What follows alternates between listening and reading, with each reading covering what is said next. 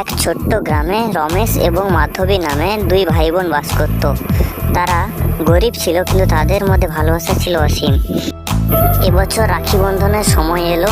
মাধবী খুবই খুশি তার ভাইয়ের হাতে রাখি পরাবে বলে, কিন্তু টাকা পয়সা ছিল না বলে তাই সে বাড়ির রঙিন কাগজপত্র কেটে একটি সুন্দর রাখি বানালো তার দাদার জন্য। রাখি বন্ধনের দিন মাধবী সেই রাখিটি তার দাদার হাতে বেঁধে দিল এবং তার দাদা রমেশও সেটি দেখে খুবই খুশি হলো, কারণ সেটি পয়সা দিয়ে নয়, ভালোবাসা দিয়ে তৈরি করা হয়েছে।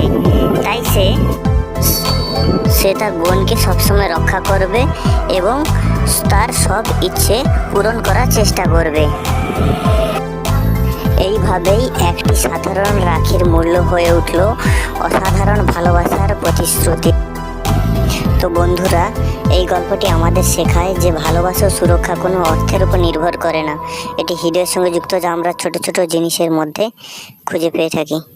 আর বন্ধুরা, ভিডিওটি যদি ভালো লেগে থাকে একটি লাইক করে দিও এবং একটি সুন্দর করে কমেন্ট করে দিও এবং বন্ধুদের মধ্যে শেয়ার করে দিও।